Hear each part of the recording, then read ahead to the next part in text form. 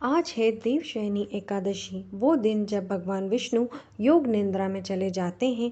आइए आज सुनते हैं इस दिव्य तिथि से जुड़ी एक अनमोल कथा जो हर भक्त के जीवन में विश्वास और भक्ति का प्रकाश भर दे। युधिष्ठिर ने पूछा, हे कृष्ण, आषाढ़ शुक्ल एकादशी का क्या नाम है? इस व्रत के करने की विधि क्या है और किस देवता का पूजन किया जाता है? श्री कृष्ण कहने लगे कि हे युधिष्ठिर, जिस कथा को ब्रह्मा जी ने नारद जी से कहा था वही मैं तुमसे कहता हूँ। एक बार देव ऋषि नारद जी ने ब्रह्मा जी से इस एकादशी के विषय में जानने की उत्सुकता प्रकट की। तब ब्रह्मा जी ने उन्हें बताया, सतयुग में मानधाता नामक एक चक्रवर्ती सम्राट राज्य करते थे। उनके राज्य में प्रजा बहुत सुखी थी, किंतु भविष्य में क्या हो जाए यह कोई नहीं जानता। अतः वे भी इस बात से अनभिज्ञ थे कि उनके राज्य में शीघ्र ही भयंकर अकाल पड़ने वाला है।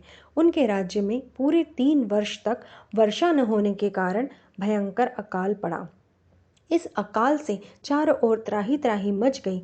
धर्म पक्ष के यज्ञ, हवन, पिंडदान, कथा, व्रत आदि में कमी हो गई। जब मुसीबत पड़ी हो तो धार्मिक कार्यों में प्राणी की रुचि कहाँ रह जाती है। प्रजा ने राजा के पास जाकर अपनी वेदना की दुहाई दी। राजा तो इस स्थिति को लेकर पहले से ही दुखी थे। वे सोचने लगे, आखिर मैंने ऐसा कौन सा पाप कर्म किया है जिसका दंड मुझे इस रूप में मिल रहा है। फिर इस कष्ट से मुक्ति पाने का कोई साधन करने के उद्देश्य से राजा सेना को लेकर जंगल की ओर चल दिए। वहां विचरण करते करते एक दिन वे ब्रह्मा जी के पुत्र अंगिरा ऋषि के आश्रम में पहुंचे और उन्हें साष्टांग प्रणाम किया।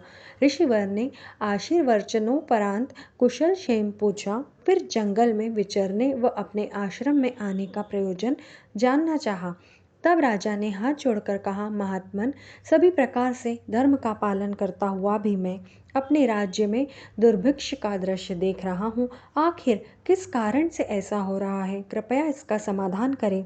यह सुनकर महर्षि अंगिरा ने कहा, हे राजन, सब युगों से उत्तम वह सतयुग है। इसमें छोटे से पाप का भी बड़ा भयंकर दंड मिलता है। इसमें धर्म अपने चारों चरणों में व्याप्त रहता है। ब्राह्मण के अतिरिक्त किसी अन्य जाति को तप करने का अधिकार नहीं है।